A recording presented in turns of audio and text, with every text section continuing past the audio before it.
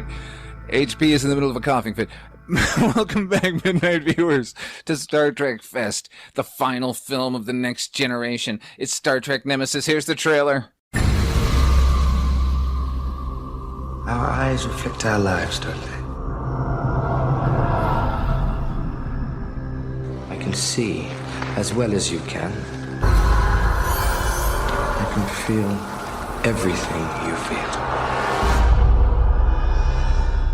In fact, I can feel exactly what you feel.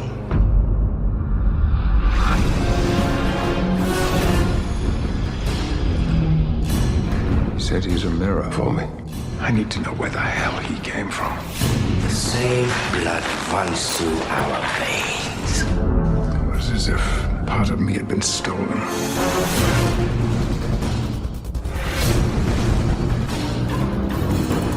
I can feel your hunger.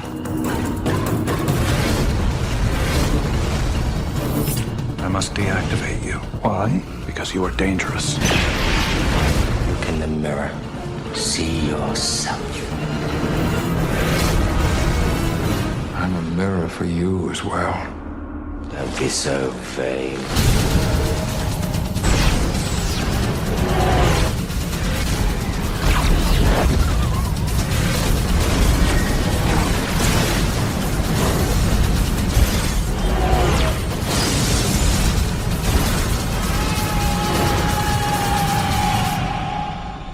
Set a course for Earth. Kill everything.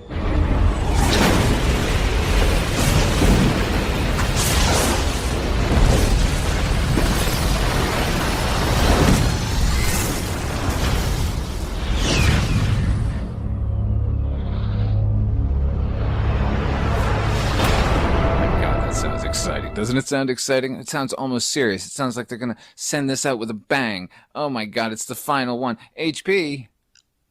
Yes, sir. Thanks for joining us, first of all. Hey, I'm happy to be here. Have you missed talking Trek? I have. It's interesting. I'm excited about the final next gen movie and getting into the next phase of Trek movies. So yeah, it's an end of one era, beginning of another. Indeed it is, and you heard in the trailer, this is Star Trek Nemesis. Written by John Logan, directed by Stuart Baird. Actually, the story by, needs to be pointed out. Yes. John Logan, Rick Berman, and Brent Spiner. Starring Patrick Stewart, Jonathan Frakes, Brent Spiner, LeVar Burton, Michael Dorn, Gates McFadden, Marina Sirtis, Ron Perlman, under a ton of makeup, but completely unrecognizable, and a young, bald Tom Hardy as Shinzon, the clone. Did I give shit away? Oh no, of Captain Picard. Have I left anybody out? Were there any other guest stars I'm leaving out? I don't think so. No. And for the record, I don't think that's a spoiler because they get into that very early in the movie. And this is a 25-year-old movie, so but if it's spoiled, shame on you. Yeah, shame on you, folks. HP, what's your initial impression of this movie overall? Are we going to get into this now? Fucking A, let's go to it. My opinion. Where'd you first see it? No. Where'd you first see it? I always do that incorrectly, out of order.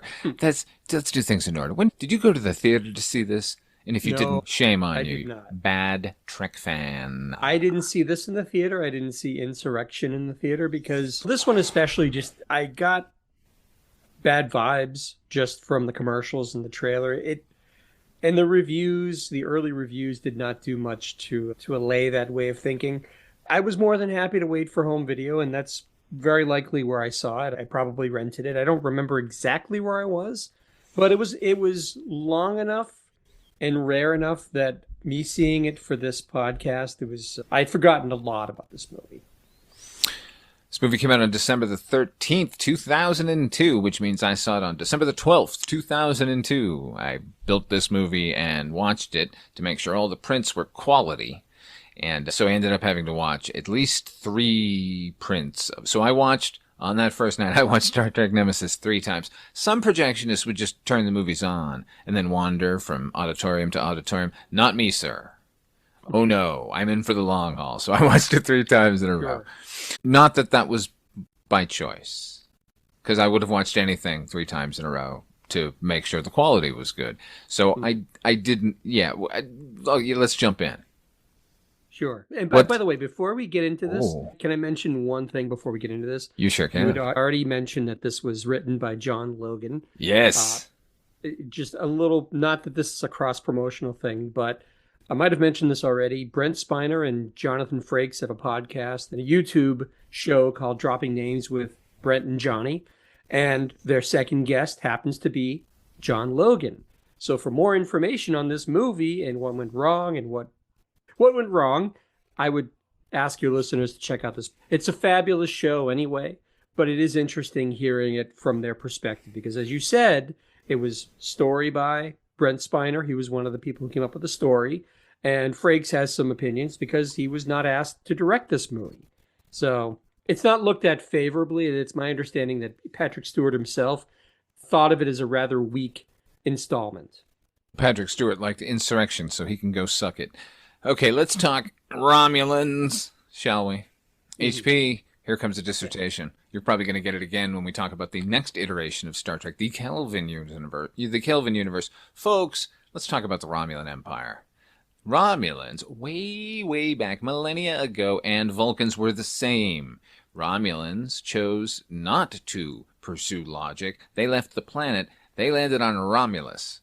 So they became Romulans. Got it? Romulus has a twin planet, Remus, which we know nothing about, and never have through all of Trek. Okay. History lesson, total nerddom, nerd alert, HP. Humans first get in contact with the Romulans in 2152. That's the first Enterprise. 4 years after that, that's the start of the Romulan War, which is basically just like a Cold War that only lasts for 4 years. And then 2160, that is the creation of the neutral zone. Okay? 2160. Then, in 2266, that's 100 years later, that's when a bird of prey starts fucking with all the outposts and in Balance of Terror with the original series with Kirk. And that is the first time we see the Romulans. It's the first time the Federation has seen them in 100 years, when they only even briefly glimpsed them. So we get the Romulans throughout all of original series and the animated series and all that shit, up until Khitomer, and that we have the Romulans are involved in the plot at Khitomer. After Khitomer, they go silent again for 75 years, and then reemerge in the Next Generation era. So that's, I don't know what, anyway, 2300 at this point. Which eventually leads to the last time we see the Romulans in the Next Generation universe is during Unification, which is when Ambassador Spock shows up and he's trying to negotiate peace between Romulans and Vulcans, right? But before that, this is very important. 2 years before that happens, the Enterprise C, the previous Enterprise, fell through a rift in time.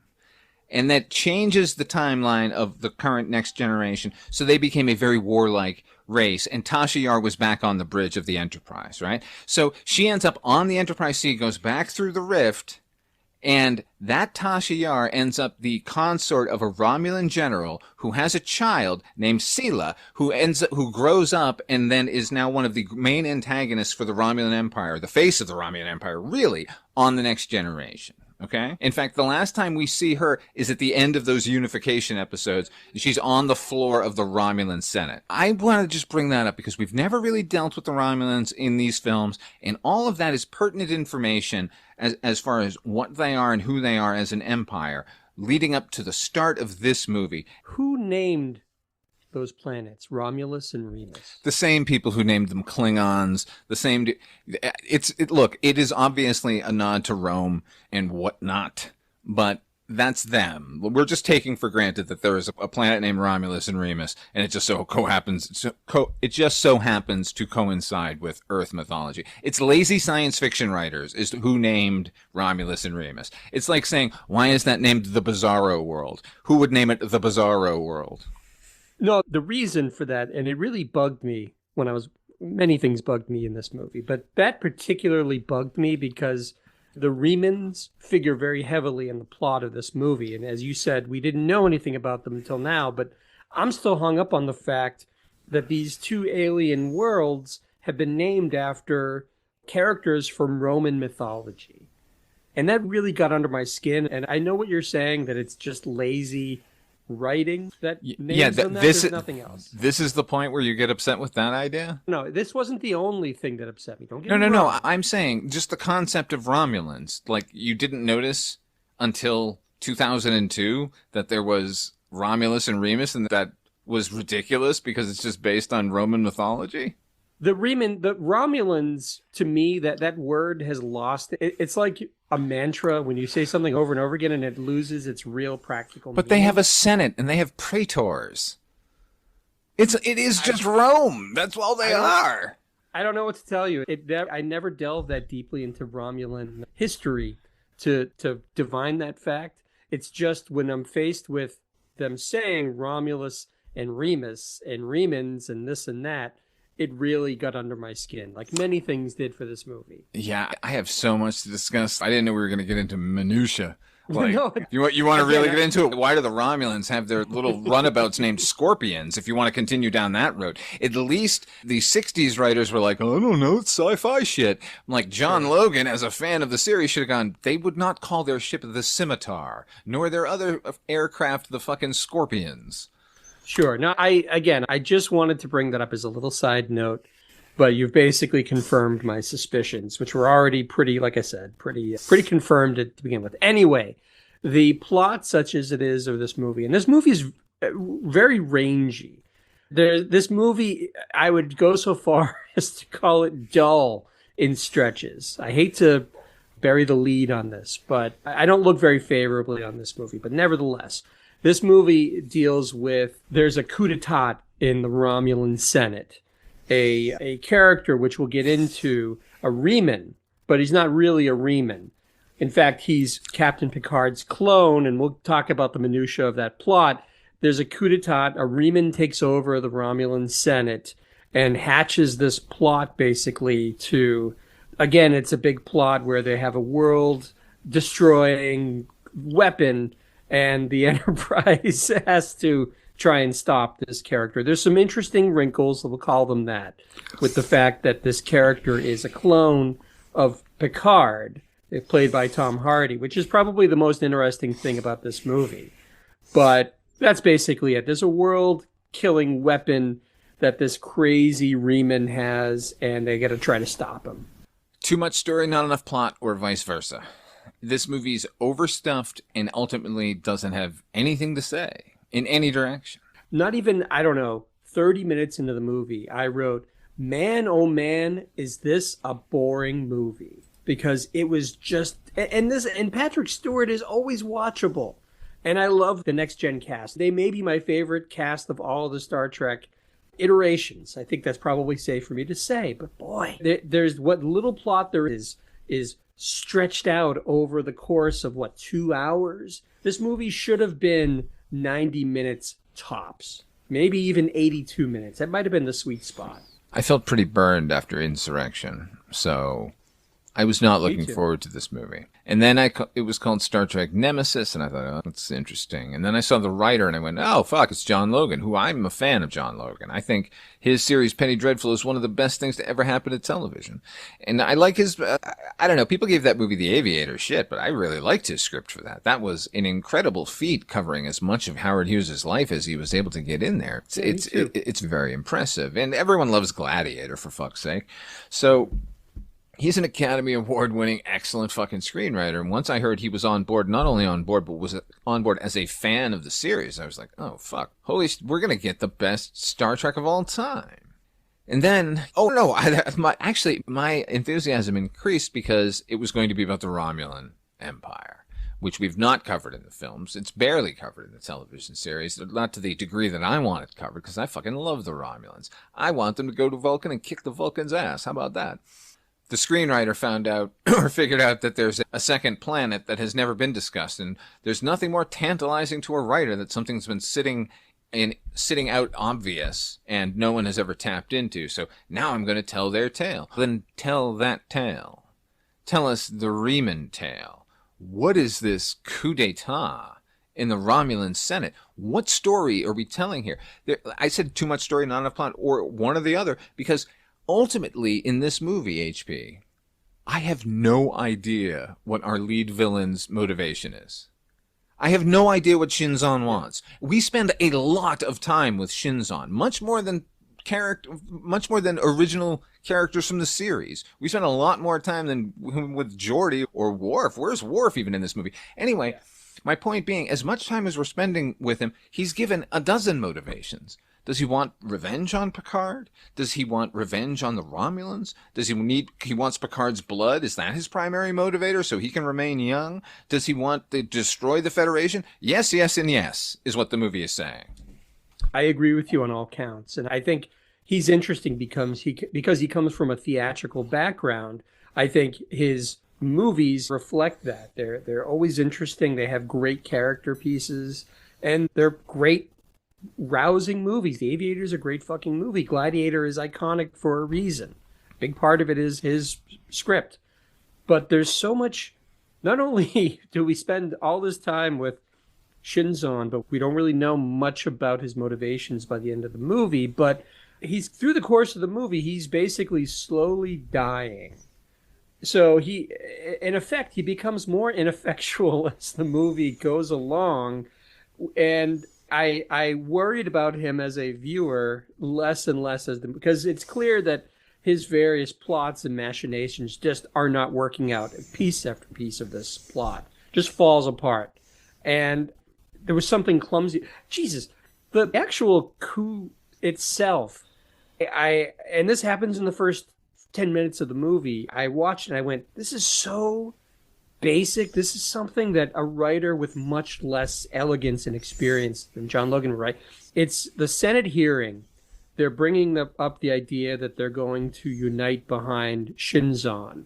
And the elders or the senators basically say, no, we're not going to do that. Wait, off with you. We're going to go on to other business. And there's one senator who's been fiddling with this red thing. We don't know what it is.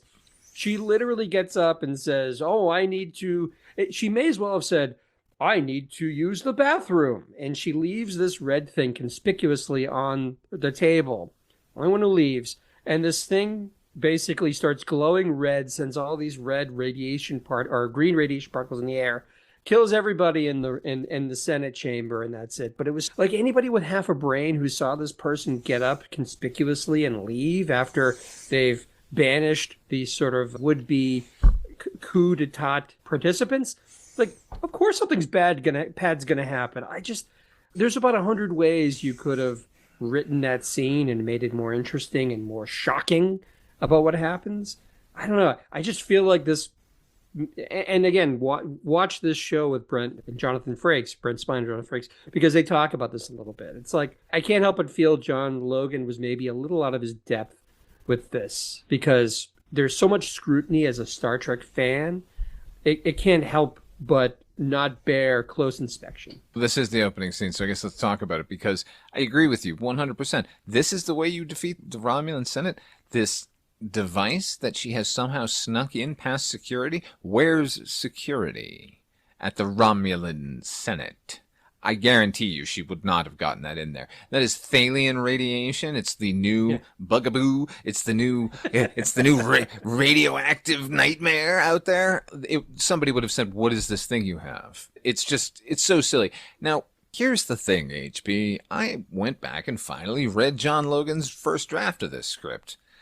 And I did a lot of research on this one, so I watched all of the making-ofs, particularly the making-of from At the Time. I always love those, when they're in the middle of filming and everyone's buoyed by how great everyone's being and how fun it all is, and they're talking about the script and how deep it is and such.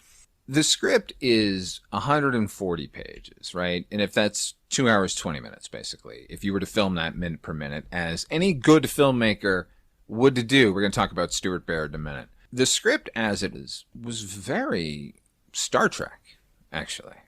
It was, we get to meet the Romulan Senate. We get to meet an envoy there talking with a viceroy, basically, show up, entreating them to meet with Shinzon. And then we got a scene with Shinzon afterwards where they keep him in shadow, but we get to see like the terrain of the Riemann homeworld where it's all black and night and they're out like looking up at Romulus. It seemed pretty epic to me. And then we go to the wedding, right? And then throughout the film, there's all this intrigue in the Romulan Senate There's all this back and forth where Shinzon is actually trying to create a coup d'etat while dealing with Picard. He's only dealing with Picard ultimately because he wants to stay young. Let me put it this way. In the script, his motivations are clear. And then they filmed, nearly 3 hours? The first cut was like 2 hours and 50 minutes. And then they cut out 55 of those minutes to get the movie that we did. And it wasn't going to be character they were taking out. Anyway, I'm going on and on. I'm just saying the script as it was is no better, ultimately, because we're still dealing with Picard in a mirror image. We're still dealing with fucking Data and his stupid imbecile doppelganger. We're still dealing with the ridiculous mind rape of Counselor Troy. I'm only laughing because this movie throws so much at you. And honestly, within that scene, it's awful. And it's a shocking scene. But I was distracted by the fact that Jonathan Frakes looked like he was trying to eat her face while they're having what should amount to a love scene. Yeah. But it's so artlessly shot and portrayed. And I read this crazy tidbit that Jonathan Frakes refused to shave his back hair, so they had to go in and CG out his back hair for this ridiculous love scene. The problems that I ultimately have with this movie were there, but it was a lot smoother and a lot more structural with the script that they started with. And then they hired Stuart Baird, director of U.S. Marshals and Executive Decision, the movie that is only remembered because they kill Steven Seagal in the first 20 minutes. That's the only reason anyone continues to watch. That's the only reason I would go back to watch that movie. And sure. U.S. Marshals is just, it's okay. Baird still is an editor. He's a fantastic editor, as a matter of fact. Not for pacing overall, but scene to scene, he's very good. He was Richard Donner's guy for all of Richard Donner's work. And obviously he works fast and he works under a budget, and that's what they were looking for here. I've heard talk that you watched the interview with them. At the time, he claimed that Frakes was still working on Clock Stoppers or Clock Watchers or whatever that fucking time travel kids movie that he was doing. So even if he had wanted to direct this one, he wouldn't have been able to, which doesn't mean you can't ask. Yeah. Do you want us to wait a few weeks so you can start this movie? Anyway, I think the look of this movie is really good. I think it's appropriately dark because the story should be dark if we're dealing with these themes. He makes what several of the other movies have fallen into set-bound territory, particularly when we're on one of the spaceships, and that doesn't feel that way here. But he doesn't know pacing overall for a movie. I don't think he understands what anything actually means. He was, by his own admission, I watched the commentary with his fucking, he was not a Star Trek fan, barely watched the show, certainly had no knowledge of Next Generation. At this point, his knowledge was of Kirk and Spock and everybody. Apparently kept calling LeVar Burton Laverne. Laverne, I read that too. It's Hey, Zeus! I agree with you. The look of the movie, and by look, the texture of the movie, the quality of the image is actually very good. And this movie doesn't read as cheap looking as Insurrection. So that's a plus for this movie for sure. But in terms of the pacing, and I would even go so far as to say the action scenes themselves are very poorly paced, poorly shot. There's no sense of context a lot of times with these sort of battle scenes. A lot of it just amounts to people. It's like the Old West where they're hiding behind a bar and they poke up and shoot and they poke down, poke up. There's a lot of that happens in this movie because there actually is a decent amount of action after a fashion, but it's not shot well.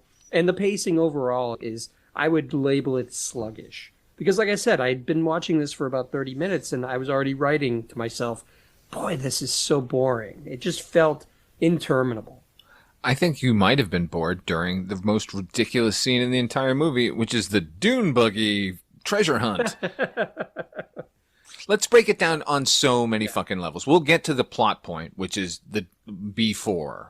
B9 in the original screenplay, like benign, which is a little more clever, and I guess we're too stupid as fans to have taken that. It's got to be B4 anyway. That's what a Starfleet all-terrain vehicle looks like. It doesn't have a windscreen. Yeah, why is there a Gatling gun on the back? It's like it's fucking Rat Patrol. Remember Rat Yeah, Patrol?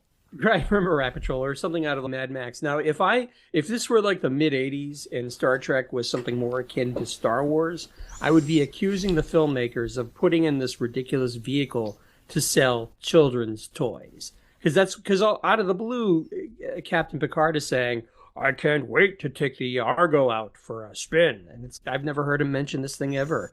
And now here we have him grinning like a fool, driving this ridiculous aluminum all-terrain vehicle around some desert planet. Baird was like bully about this. We're getting to show that Captain Picard is actually a bit of an adrenaline junkie here. And all I could think is, what a terrible sequence. And it's completely slowing the plot of this movie down. And when you step outside of the scene and think that they cut 50 minutes of other characters having relationships, even just dialogue between Beverly Crusher and somebody would be welcome over this ridiculous sequence. They land on this planet, they're just humping around trying to find body parts, and then a bunch of locals show up. Who are they? What is any of this?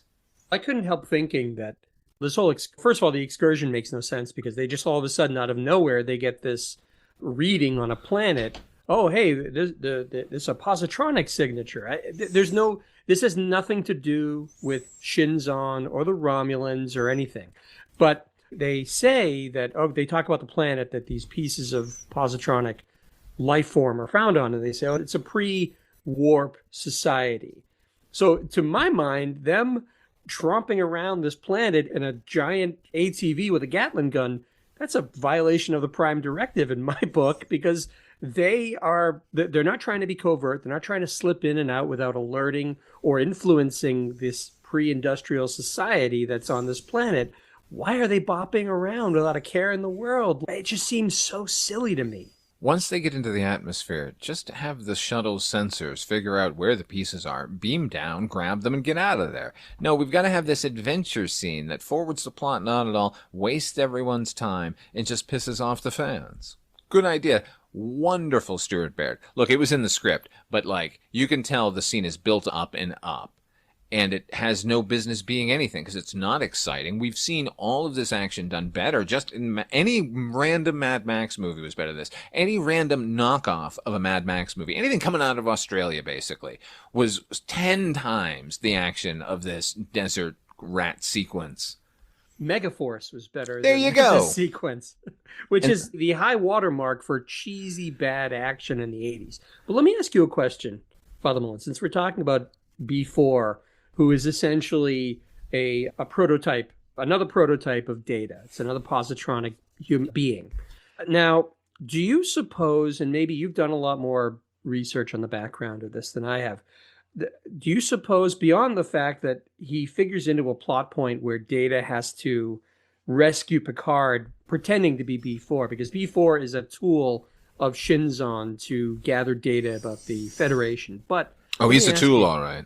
He is a tool. But ultimately, I couldn't help, this was my take on it, I couldn't help thinking that, so before I get to this, it's been established that Brent Spiner wanted Data killed off because he was getting too old to play the part. I think in this movie, I think he was 53 years old, thereabouts. So do you That's pretty old for an android. Pretty old. You can't blame him because eventually he's not going to look like Data. Eventually we get him in Picard season 3 and everyone's, what? Oh, he had an upgrade. Gotcha. But my take on this, Father Malone, and I wonder if you maybe assume you share the same thing. The fact that they put B4, is that them, what's the phrase? Stacking the deck? No, is that them hedging their bets in case Brent Spiner ever wanted to do Data? Because it's a replacement Data. We'll get into the fate of Data, the actual Data, in a little bit. But am I reading that right based on what you know or what your opinion is? What do you think? Yeah, that's it exactly. We need an escape hatch, a pressure release valve. We need a remember from Star Trek 2. Yeah. So we can just download his positronic matrix and put him in any old body, and then it's a new Data, right? So there are no stakes when Data decides that he's going to make the suicide mission play here at the end. It wouldn't have mattered if B4 didn't exist in the movie. We could have just said, if they find his head, there's a pretty good chance we can get Data back. Or at the end of the movie, they could say, I saw Data at this terminal and he was entering some information. I didn't know what it was. But it's like this folder that it's encrypted, but there's something that tells me that maybe there's more to this. Maybe we'll figure out what's, so he could have effectively downloaded a version of himself into the Enterprise computer. Do not open unless in case of emergency type of thing. So just the idea that they had to go on this ridiculous detour to this planet to gather, it's like a video game. Find all the pieces of B4 and put them all together and you have this creature. But I don't know. I'm fond, like what I'm saying, there's a dozen different ways they could have played this.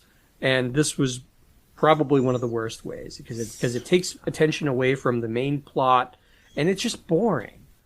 Let's take a step back by taking a step forward, shall we?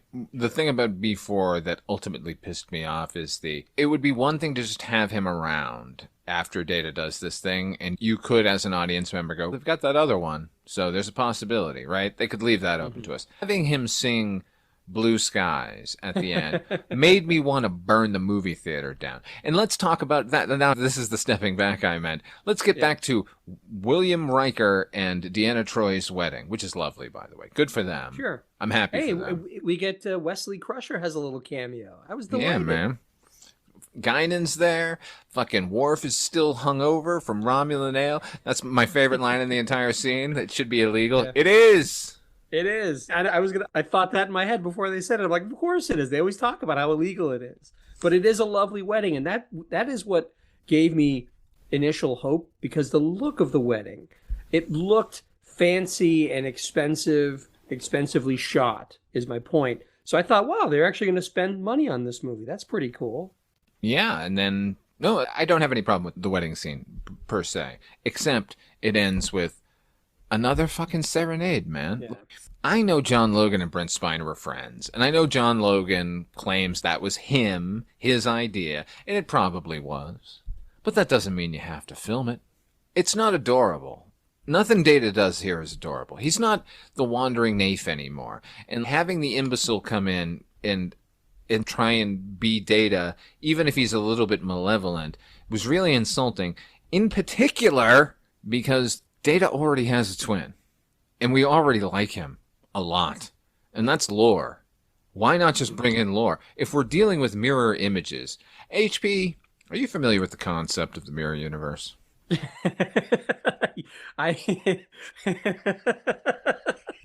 might be, the fifth time you've asked me that question through the course of Trek Fest. It's become a bit of a runner. So I'm familiar insofar as I know you've talked about, is the series The Last Ship? Yeah, The Last Starship. The Last Starship. Yeah, why don't you enlighten me again on the mirror universe? None of this is from The Last Starship, by the way. This is from many comics over many years, and novels and other Trek ephemera. But if there was ever a time in Star Trek, particularly cinematic history, that it would come to embrace the mirror universe, it's right here. John Logan looked at the fucking symbol for Romulus, which is the Romulan warbird with two claws out, Romulus in one hand, Remus in the other, right? And thought, oh, mirrors, it's all about mirroring. I'm going to mirror everybody. And that's what he does, because the Nemesis is awash in mirror imagery, right? There's fucking two Picards, we get two Datas, we get two Troys, really, because the Viceroy is just the psychic version of her, like helping Shinzon. Why are we involving the Romulans at all? Just go to the fucking mirror universe and have those exploits there. More to my point, there is a mirror Star Trek universe, or mirror Next Generation universe. But Picard has multiple choice because they've done various mirror universes. I want to bring up the one, just because I think you'll enjoy it, where he was initially aboard not the Stargazer, but the Star Crusher, where he killed Jack Crusher, murdered him straight out. There's no question about it here. And then, after Barclay murders Tasha Yar, he promotes Barclay. And then the two of them hunt down Emperor Spock. I feel like you're making this up. Where do I find? I looked for this. I have not been able to find the last Starship. It's not. This has nothing to do with the Last Starship. The Last Starship. Let me, folks. If don't be swayed by HB. The Last Starship takes place in like the 32nd century. It's about a reconstituted Captain James T. Kirk, a clone, basically, trying to put the Federation back together after it's been decimated. When I'm talking about the Mirror Universe episodes, they're only ever found in cartoons and comic books. There have been Star Trek comic books forever and ever. And the novels, which are vast and varied. No, I'm not lying, but I will say that Picard himself is eventually murdered by William Riker, who then becomes Emperor Riker. That all happens in the Mirror Universe. Anyway, just some idea of what things you could be doing here in this Star Trek as far as a villain. And by the way, if they think that this, and they did, most of them thought this is it, right? This is the final voyage. This is our last shot. Let's put the nail in the coffin. Why, then, is not Q the villain of Star Trek Nemesis? I don't know. I don't know, because they all speak highly of John Delancey. I think he's part of that tight-knit group but he is the quintessential Next Generation villain. So I don't know why. He's part of the cliffhanger ending of Picard Season 3. I don't know. I like your idea, by the way, of having a movie that deals with the Mirror Universe. That would be interesting to me. There's some sort of plot that's going on. Picard falls into the Mirror Universe. The Enterprise goes in, and now you have these evil versions in reality of Troy, and they could bring back Tasha Yar in an interesting way. That seems like a pretty cost-effective way to populate your movie with a villain. To have the same person do two parts. Barring that, say you want to do one about, I don't know, the Romulan Empire. Why not have Sela from Next Generation? I already said she's the established face of the Romulan Empire. She's half human. She's half Romulan. The Remans, you could even dispense with the idea of the Remans as a race and just have the Remans be a political movement on Romulus, like to overthrow the Empire. There are so many things they could have done with. I'm really mad, HP, that they squandered the Romulans here. I'm even more angry what happens in the future in cinema with the Romulans. But in this case, I don't know why, other than we need to service Patrick Stewart, we need to service Brent Spiner, because everyone loves Picard and Data. So let's give them even more to do by doubling their fucking roles here. By the way, just taking a step back, you were talking about how we don't want to see Data do the cutesy, act like a naif. I will say two things I'll say on that. Number one, Data's always been my favorite character in Next Gen. Shading towards Picard, but really Data. And as a fan of the character, I don't like it when he's doing I want to know what it's like to be human. All these fumbling attempts at humor and whatever. I like it when Data kicks ass, like a super being who can type really fast and lock things down. Like, First Contact to me is the quintessential Data performance, if you will, because he gets to kick ass, he has range, he does some interesting things. I don't want to see him in a shuttle singing HMS Pinafore songs or singing Nothing But Blue Skies at Riker and Troy's wedding. It's just that to me, and that's part of the reason why I agree with you that I hate B4, because that's all he is. He's an empty shell who doesn't have the sophistication of Data. And that's what we get. And fortunately, he goes away for long stretches of this movie. In fact, he's basically deactivated until the very end, which is weird because they detoured the whole fucking movie so they could find him on some remote planet, only to basically mothball him for the 2/3 of the movie. That gun in that first act, might want to bring it back in the third, just saying. Chekhov's android. What's this thing on his neck here, this redundant folder? I don't know. Let's hook him directly into you, Data, and then give him free access to the ship. Now, I know that ends up being a tactic. They fill him with the incorrect information to throw Shinzon off. The whole thing rubs me the wrong way. Why does the man have the fuzzy face? Why does he have a fuzzy face? Why aren't we having a conversation right now? Please tell me. What is happening? Are you kidding? We're this far into Trek, and they're still doing wide-eyed fucking... I don't even have the words for it, HP. I'm beat down by the B4. I want to talk about something that I thought had a lot of potential and actually started off as an interesting concept. I want to talk about Shinzon. And by extension, Tom Hardy. First of all, I totally forgot that Tom Hardy was in this. We all did, because he's so refined. I'm used to he gets bulked up in a lot of his movies, and he's a tough guy. What was the movie that he did where Bronson? That's a good one. But the one where he's one of two brothers that had to enter an ultimate fighting competition because they need money or they need, you know what I'm talking about? Oh yes, with Nick Nolte. He was fantastic in that, but I'm used to him being like Bronson, like this tough guy. That became his stock in trade. He was like a Robert De Niro type who's protean, and he could make himself into all these venom and all this. He's so skinny. I guess that's the character. He's painfully thin. Actually, I thought they did a good job of making him resemble a young Picard. I thought that was good. But the idea is the Romulans at some point created a clone of Picard with the express purpose of some plot that they were going to execute, but the plot fell through for some reason. I don't recall the details, but they had this regime clone. change, HP, the same as every political story in the world. So he was no longer useful. So they took him and they basically exiled him to the dilithium mines on Remus, and he basically he was shunned. No one wanted to deal with him anymore. They crumpled him up and threw him in the garbage. It was the Viceroy who became his advisor who apparently stepped in for him and took care of him while he was in this awful mining colony, like fending for himself. That's an interesting idea for a character. This character that was born and bred for a specific purpose that is no longer useful, that they just, like I said, crumple up and throw him away. And at least part of his motivation is to get back at the Romulans for treating him thusly.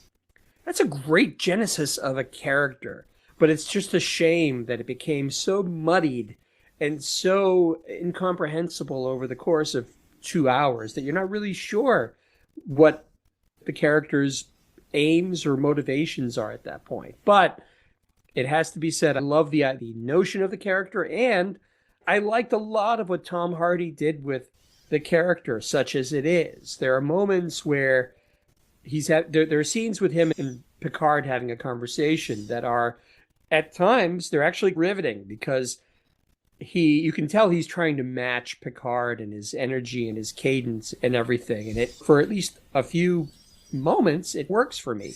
What did you think of Tom Hardy as Shinzon? Like you, I always forget it's him, and then I'm always pleasantly surprised because he is unrecognizable. This is the shaved head, and it is the cuckoo iridescent spacesuit that he's wearing, and most of the time, Ron Perlman's latexed hands are caressing his dome. So it's hard to remember that that's Tom Hardy, but I think it's an excellent performance.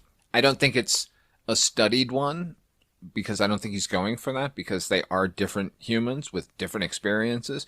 But certain things, and this is John Logan as well, like they're just the not what they're saying, but how they say it. The sort of speech patterns of Picard and Shinzon are exactly the same. They all start with a thought and then stop and then continue with a different thought that reinforces what they were trying to say initially. I thought that was interesting.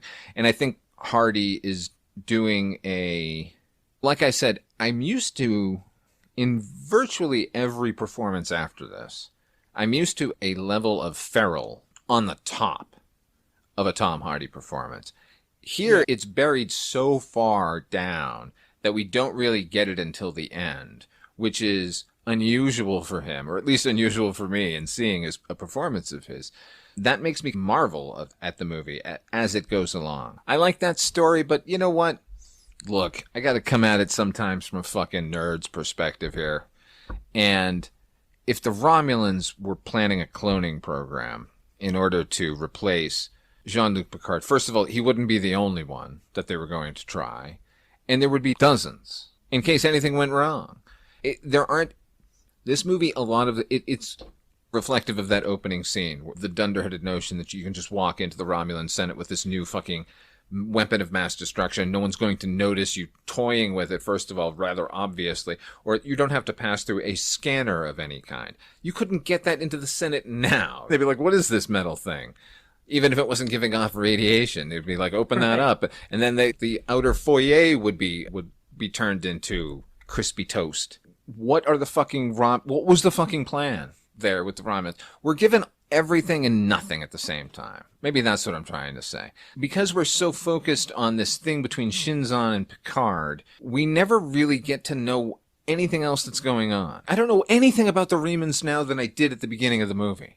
Except they look like fucking vampires from Middle Earth. Where did they get that ship, HP? They're like a slave race. It is a little, like I said, there's not a lot that's thought out about this, but what I was going to say was one positive is I actually thought the makeup effects on Ron Perlman, like the actual Reman visage, I thought it actually looked really good.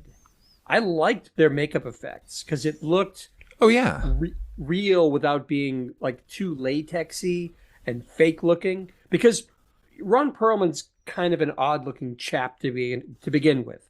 Got a rather large face. And that kind of worked. You put a bit of latex on that, you color it a certain way, and bam, you got a Reman that actually worked. What I didn't like, though, is there's not a lot of discussion about the Viceroy's powers.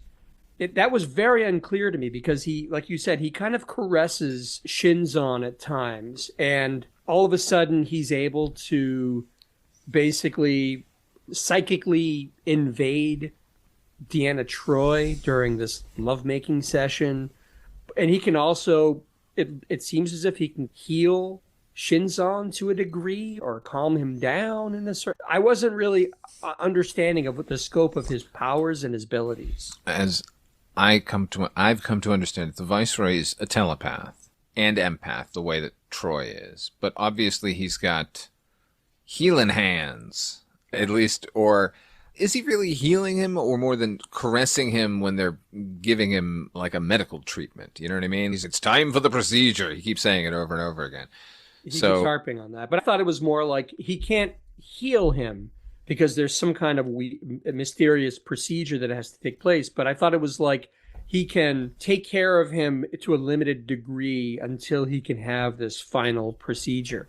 But what is also odd, if we're talking about the Viceroy and this procedure, is at one point they manage to capture Picard and they take a sample of his blood, a rather big sample of his blood with a rather large needle, in fact. And they need his DNA because, and this is all mumbo jumbo-y, like Dr. Crusher figures out that the clone Shinzon was designed to age rapidly at a certain point. And when that point went past, then he started to run into these health issues and it started to basically break down his cells or whatever. And so for a good portion of the movie, they're on the hunt for Picard because they need his DNA to perform this procedure. They have a whole vial full of his blood. Why could they not have done the procedure at that point? Yeah, at any point. Come on now. This is so silly. First of all, the idea... Let's start at the top of all the ridiculous. The idea of putting B4 in pieces on the planet was to lure the Enterprise E to Romulan space. But then they ask for them, and Starfleet says go. So what was that plan? To get them on the ship? To get their Confederate on the ship? It's ridiculous. Shout out to Janeway. So nice to see Janeway. Interestingly, I did a little research myself, and apparently what I'd read... You probably read this too. 7 of 9? It was supposed to be Jerry Ryan. It was going to be 7 of 9. She turned them down, and because I think she was doing Boston Public at that point, and she was rightfully probably fearful at that point of being typecast, so she turned them down. And so they went to Janeway, which I think actually is a better call. Makes more sense. What are you, crazy? Yeah. Admiral Janeway is going to be calling the shots at this point. Sorry. Yeah, no, I love Janeway. What else were we talking about? I've just now forgotten. I got so wrapped up in the reverie of fucking Janeway, like showing up. And she was supposed to be, in the script, she was supposed to be in it more. Like, she was they were constantly like having back and forth about what they're supposed to be doing in this situation because there was a situation going on Romulus. There was a potential civil war about to break out. And so the Enterprise had to stick around, and it was dealing with this fucking idiot who has decided that he's the representative of the Remans. One thing I want to bring up on a high level about these movies, and I have it's the same criticism that I've levied at the Marvel movies, the MCU, is it seems like every single movie has to deal with a villain that has some plot that a planet or the universe is in jeopardy, and only the Enterprise can save them. My problem with that is not every Next Generation episode, let's say, dealt with something that was such a grave threat. Sometimes it's just, hey, our Picard is a Borg, and we got to try to save him. Or Riker's in some kind of weird dream world where the love of his life is named Minuet.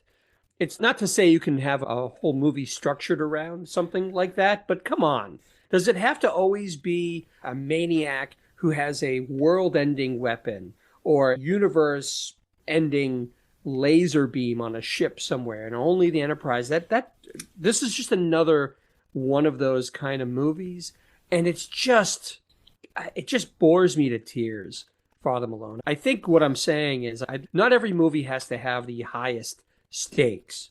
Sometimes a plot is just something that affects a small group of people. Maybe that's one of the things that it puts this movie puts Insurrection above this, because Insurrection was that. It wasn't about the world or the universe in any sort of peril. It was about this planet and a small-scale conflict.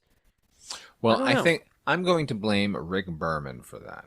I think Rick Berman learned from Insurrection, small scale doesn't pay.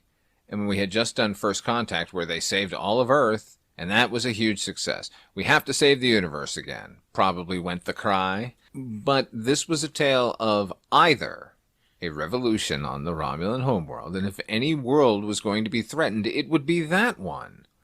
Shinzon hates the Romulans, does he not? Would he not be happy to just destroy both worlds and then fly off and be a king somewhere of his own making? Of course he would.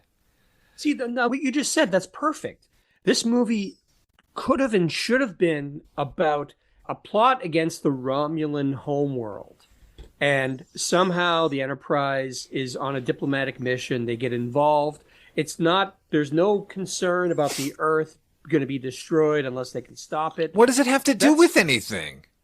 It's got nothing to do with it. It would have been nice for them, the Romulans, who they've had a checkered history with, they step in and try to make sense of this conflict, maybe concerned about dealing with matters that may or may not be their business. This all would have been so much more interesting and so much more rich of a plot, these details. Like, I just don't know why you couldn't have that. I would have been delighted because, again, it's a culture and a race that we don't know a lot about, and it's been underserved in terms of the Star Trek universe. That would have been great. I can't imagine going, I can do whatever I want. This is going to be the last Next Generation. No one's done anything with the Romulans. We're going to go to fucking town with the Romulans here. And instead, telling a tale not about the Romulans at all. We're telling a tale about the distant relatives of the Romulans. By the way, when I was making fun of the look of the Remans here, not the makeup, which I do think, I agree with you, is extraordinary. In fact, there's another Reman on the bridge whose eyes are bigger and he looks even more alien. He looks like a real alien. Right. It's one of my favorite makeups in all of Star Trek. However, what are the Remans? This is what I'm talking about as far as like tantalizing, holding stuff out as the carrot. Are the Remans actual former Romulans? And they ended up on a colony on this other world, and then they developed it differently? Because the time between Vulcans becoming Romulans was like millennia. There couldn't have been an evolution of these creatures so what are they even? Anyway, what were we even talking about now? God damn it, this movie's so confounding. I don't know what Shinzon wants. He wants revenge against Picard. He wants revenge against the Romulans. He wants revenge against the Federation. What? Also, and more importantly, where's the Empire during this? This one little band of Remans has taken over all of Romulus? Are you fucking kidding me? I'm going to say it again. The Romulan Empire. Where's the fleet? As soon as he unfolded his little wings on his little ship, I don't give a shit how many fucking disruptors and photon torpedo tubes they have in there. The entirety of the Romulan Empire would have come down on that ship. It's so ridiculous. It's so vague in its storytelling. Like, it makes me mad. Makes me really mad. And what makes me particularly mad is how the movie should have ended, by the way.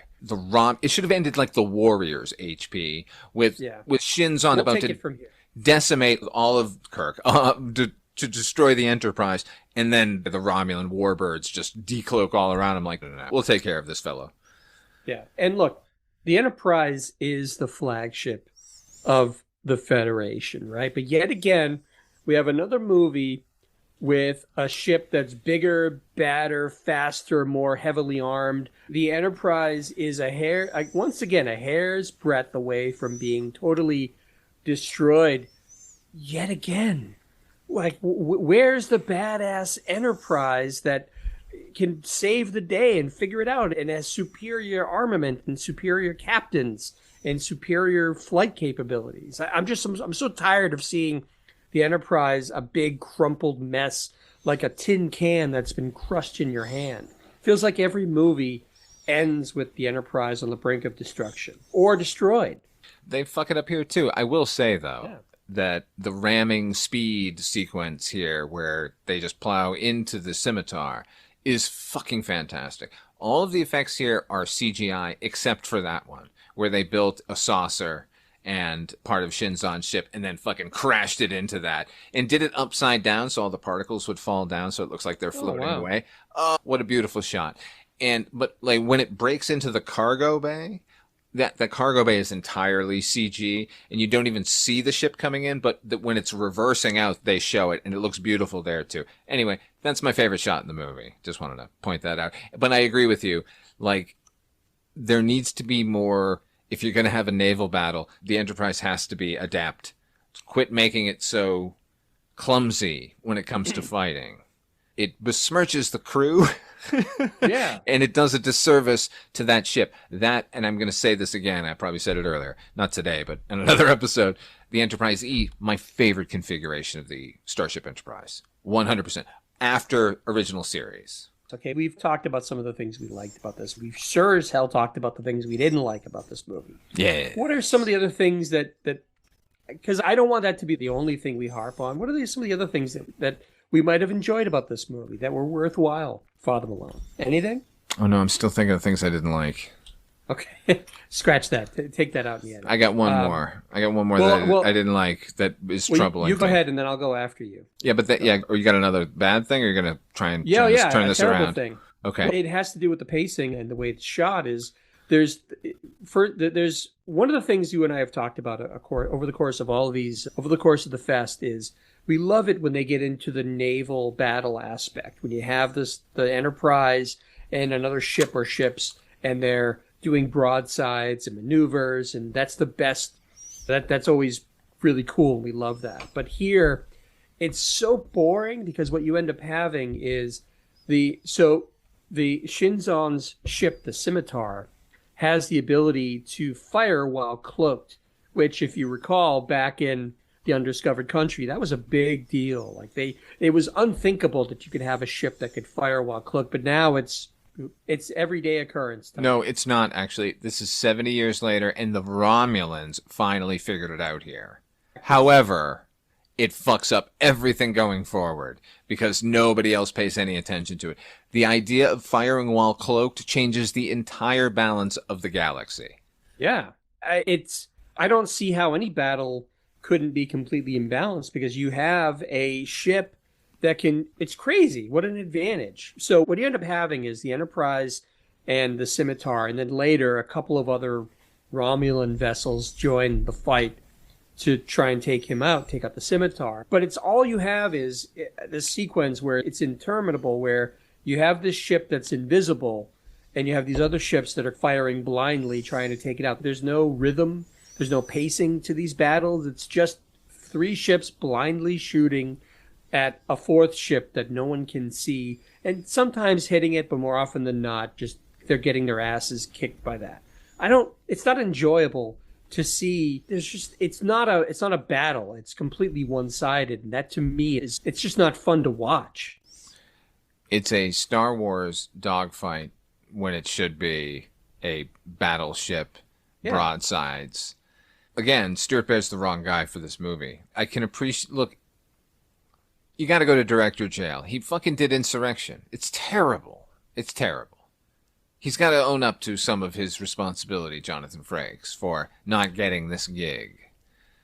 However, don't give it to this guy. Who was friends with him? What? He's not even on the same lot, mainly. Like, Richard Donner's stuff was all at the Warner Brothers lot. This is Paramount. They couldn't pick somebody up off the Paramount lot? Was there no, like, hungry, at a film school kid wanting to fuck up the Star Trek universe, like, in a good way? The fact that he makes no bones about the fact that he doesn't know Star Trek lore, has no interest in learning it, and applying that level of detail to the movie says all that you need to hear on this. Like, why? It's almost contemptuous that they would give someone like that the keys to what is still a very viable and lucrative franchise. To me, that seems unthinkable to me. Here's a guy who doesn't have any real love for Star Trek or any appreciation for what it brings to the table, and you give him the keys? Get the fuck out of here. Two things. If you look at what came out the same year as this movie, you can understand that it got lost in the shuffle. There was like another Harry Potter movie that year, and there were a bunch of big ticket items, and this wasn't, it was going to have a hard time standing out in a year with no competition, but this was a year of particularly high competition. Having said that, Stuart Baird is a terrible director, and let me go back to the thing that I didn't like, which is, I'm not harping on having two Datas again, but when we spend that much time on a nowhere plot that accomplishes nothing, honestly, it doesn't go anywhere, it doesn't accomplish anything. All it does is potentially set up the fucking return of Data. When this is our last voyage with this crew, and they don't spend it with Data and Geordi, this is a ship. Their enemy has come forth with this new form of radiation. Who on the Enterprise could help them with that? Are you kidding? And if Data was going to sacrifice himself, how about he sacrifices himself to save Geordi? Geordi, I'm getting you off this ship. I'm putting this transporter thing on you. Oh, I got blown up. Oh, my God. Data. My friend, my best friend, I can't believe you sacrificed yourself for me. But instead, like you said it before, Geordi and Worf have fuck all to do in this movie. I don't even really know what Geordi does except bellow things from the engine room. Oh, coolant leak, or oh, the nacelles are going to blow. It's all the typical stuff. Worf, aside from having that very funny sequence at the beginning during with Geordi, it's their only good scene. But other than that, if I were them, I would be the actors. I would be fucking pissed because this is going to be our last hurrah, and you're giving me nothing to do. Writers, nothing, man. Geordi and they had so much to do not 2 movies ago. I'll put aside Insurrection because whatever, but this is another reason why, and this isn't a show about First Contact. We already talked about that. But First Contact is such a perfect movie because it just ticks all the boxes, and this ticks virtually none of them. Nothing, man. I don't care that the Picard clone knows the phrase Imzadi as a fan. You know what I want? More Geordi LaForge. I want to spend a little more time with Dr. Beverly Crusher. I want to know that this is her last mission because she's been promoted. She's going to be heading up a Starfleet medical section now, right? I want to explore more the fact that, yes, Deanna and Will are now married, but he's accepted a captainship. This is it. He's taking over the Titan. Yeah. When this movie is over. This might be the last movie, folks. This is the last movie, folks. And we've taken the time to set up these things. By the way, some of the things I just mentioned were cut out of the movie. Like Beverly Crusher, the fact that she's moving on isn't really brought up in the film at all. We get the idea about the Titan, and Will's stationed on the Titan. Will Riker. No, Will Wheaton. Yeah. What's his name? Wesley. Anyway, it just seems like unusual that we would spend the time to have double the Picard, double the Data, and minus everybody else. everybody else. And that was the big complaint everybody should remember back in the original series, was that it was really William Shatner and maybe to a certain degree, maybe Nimoy, who were taking lines away from these secondary actors, quote unquote secondary actors. But everything I've known and heard and seen and read about the Next Gen cast is that there wasn't that sense of ego from the main characters like Data and Picard. This was an ensemble in their eyes. So you can't blame an actor for leading with their ego and taking time in a movie away from them. So who do you blame? You have no choice but to blame the writer in this case. What the fuck was he thinking? I don't know. I also think part of the blame, a lot of the blame, goes to Rick Berman. He's not a good writer. Just wanted to say that. But he wasn't involved in this movie. He wrote the story and he produced the movie. He is Paramount, by the way. When they say, oh, the studio made us, it's Rick Berman saying, hey guys, not the studio's making us. Hey guys, you know what would be good? That's Rick Berman. Or was Rick Berman. Is he dead? No, but when we get to the Kelvin timeline, he's not involved. No one's involved past that, man. But he went on. Look, I'm being hard on him. I know he's intimately involved with Deep Space Nine and Voyager and the whole thing. I just don't think he's a very good storyteller. I think the scripts that he wrote himself are okay, and if the ones that he did that were really good were somebody else's words. I just feel bad for these actors like LeVar Burton and Gates McFadden and all these, and who brought a lot to their roles and put a lot of time and effort and became beloved characters for a reason. And to your point, this is the last hurrah. They knew that this was going to be the last Next Generation movie. For better or for worse, this was it. Maybe the well had run dry, but surely, I guess my point is, why did it take another almost 25 years after this movie to get to the true spiritual ending of the Next Generation cast and storyline? That's insane to me. Should we rank them? Only the Next Gen movies, you mean? No. TOS, TNG. Ooh. TOS and TNG, sir. That's almost impossible. They're so but I'm opening my notebook, so we might have to do just that. Okay, let's do it. See, but here, the problem we're going to run into is you could make the case that something like First Contact is the better movie. It's a better movie than Star Trek II. However, Star Trek II, I think, is more important to the Star Trek cinematic universe than First Contact. You can argue these things any way you want, my man. I'm not. There are no prime directives here we'll be breaking. Okay. All right, let's do it. Nemesis. By the way, that the font at the beginning was created by a fellow named Jonathan Barnbrook back in 1991. He was trying to approximate the Greek and Roman letters. And it's one of the cheesiest fonts I've ever seen, even by 2002, and I could not believe they used it. They might as well have used papyrus. There are 10 movies in toto, HP. Yep. Think about it. Do you want me to name them? You want me to name them for you? Just to get them in everyone's mind? Let me name them for the listeners at home. The movies in order: Motion Picture, Wrath of Khan, Search for Spock, Voyage Home, Final Frontier, Undiscovered Country, Generations, First Contact, Insurrection, Nemesis. All right, that being the case, we're going to go worst to best then? Correct, sir. All right. For my number 10, I'm going to put Final Frontier. Star Trek V, The Final Frontier. That's my worst movie. What's your worst movie? Insurrection. Terrible. Insurrection is worse than Nemesis? Yeah, way worse than Nemesis. Ooh, I disagree, but we'll get there. I did so much complaining about Nemesis in this episode. You're going to be shocked. No, okay. I'll do 9 and 8. Ready? Yeah, go for it. Okay, Insurrection, Final Frontier, 9, 8 Generations. My number 9 is Nemesis, and my number 8 is Insurrection.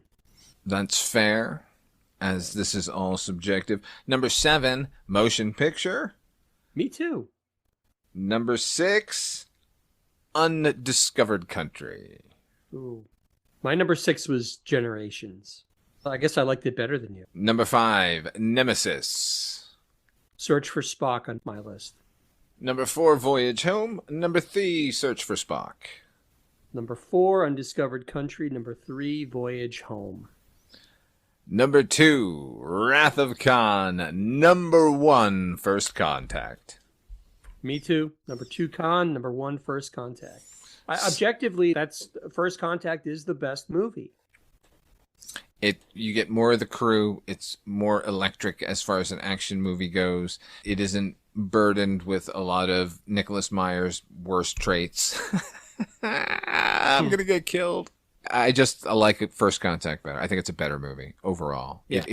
There are so many plots going on that all have meaning and they all feed into each other, and it is a continuation of the series while paying off as a cinematic effort, and it does everything I want from Next Generation. It handles all of the Roddenberry portion and the I want to see a space adventure portion of what I look for in Star Trek. It's the most even. First Contact is the most even-handed in terms of the entire cast. It feels like an ensemble piece, a true ensemble piece, which, as we've gone into detail over all these movies, that's exceedingly rare with any Star Trek movie, be it original series or Next Generation. So for me, that's why it puts it a cut above. I still think Khan is the more important Star Trek movie, but I think First Contact is the better experience. Yeah, I'm echoing you, echoing me. Yeah. Star Trek was on the ropes when they made Star Trek II, The Wrath of Khan. So it was a pleasant surprise and revitalized the system. Had it not worked, there might not have been more Star Trek. People like to say that, but I don't agree with that. There was always going to be a Star Trek. A couple of years later, we were going to get Next Generation. If we weren't going to get that, we were going to get some other lunatic going, hey, we should do Star Trek again. It's such a potent idea, it would continue on no matter what. And clearly, there are so many versions of it now, so many series, so many avenues you can take with it. Unfortunately, this is our last cinematic Next Gen, which it's all the more tragic, I'll say, even though I did place this so fucking high on my list. The other tragic portion of this is it's another scenario where not only do they know it's their last film, but they didn't think they were getting it. Insurrection bombed so fucking hard that there was no way they were bringing them back. They might be able to have cameos on Deep Space Nine or some other thing, but I guess Deep Space Nine was over by then. There's other Star Trek places that they could go to. So the fact that more people, I wish the cast had spoken up a little bit more, honestly, instead of being bowled over by the script that they had gotten. I don't know. I'm just talking about my ass now because I can see their point of view. I did read that script. It is a good script that I'm sure was tantalizing to them that an Academy Award winner was coming and putting words in their mouth. Because as much as I'm bitching about all the plot machinations and all the fan service that they're not doing, or all the actor service that they're doing because they want to make the two leads happy, maybe, I do think it is a well-written script, and I like a lot of the dialogue in the movie, and I like a lot of the ideas in the movie. You brought it up at the beginning. There's so many cool ideas here that could have been explored as its own feature, but ultimately, the responsibility is on poor John Logan's shoulders here. He should have killed it. As a Star Trek fan, he'd written fan fiction, at least in his head over the years. Maybe don't go with that. Maybe come up with something new. I get the sense that he'd always wondered about the Remans, but this isn't the way to present them. Do you think, I mean, you've done more research into the making of than I have, clearly, but do you think he had a lot of boundary setting by the powers that be, that you can't do this and you can't talk about this and you have to stick to this one lane? Is it possible he was constrained above and beyond what he wanted to do? The fact that there are such wild differences from draft to draft say that I don't know where it's coming from specifically, but obviously actors have input and stuff that they like and don't like and think that their character wouldn't do. And at that point, they are the stewards of those characters, so you got to listen to them. So there's that, but then I gotta say, there's Rick Berman, and there's Paramount itself, and then there's the rest of the cast and the production crew and the Roddenberrys potentially. I don't know. There do seem to be a lot of cooks in the kitchen when it comes to these big franchise movies at studios. So you never know who really to laud and who to blame. What is that famous John F. Kennedy quote that they say that victory has 1,000 mothers, but failure is an orphan? Yeah. I think there's probably some truth to that here. There is no truer environment than the world of Star Trek when it comes to that phrase, man. Yeah. Everyone's quick to jump on the fucking success, and everyone runs like the fucking rats when it comes to... And you know what? Like, let's blame part of this on Brent Spiner. His name's on the fucking story. I'm sure, by the way, everyone could claim that credit over the years. Like, Uhura, Nichelle Nichols probably said, I'd like to do a fan dance, and technically could have claimed a story by credit. Yeah. How could I forget? I don't know. I'm just being silly now because I like Brent Spiner overall, obviously. I love these characters. I love this cast. Like, you know what? By the way, just preemptively, HP and I are going to do an away mission specifically about Picard Season 3. But the idea that Will Riker takes over the Titan, and then the Titan figures heavily in Picard Season 3. In fact, while I was watching Picard Season 3, I kept looking at that ship and going, do I like the Titan better than the fucking Enterprise? It shows very well in season. We'll get to it. There's so much to love about Season 3. I guess here's the thing. Ultimately, what people should understand, people like me who hadn't seen Picard Season 3, whose last experience filmically of The Next Generation was Nemesis, understand that it took almost 25 years, but flash forward, Picard Season 3 is the ending that all of those cast members deserved, all those actors. I can't wait to talk about it because it's fabulous. And on that note, we're going to kick it out of here, kick it on over. We're going to kick it to the end of all the true Roddenberry-touched Star Trek characters and situations. He wouldn't have his hand in anything going forward, really. Definitely not the Kelvin universe. All right, folks. Go to the Patreon channel. That we've got away missions there based on other Star Trek ephemera. I keep saying ephemera. Based on other Star Trek material. And the next episode, it's Star Trek.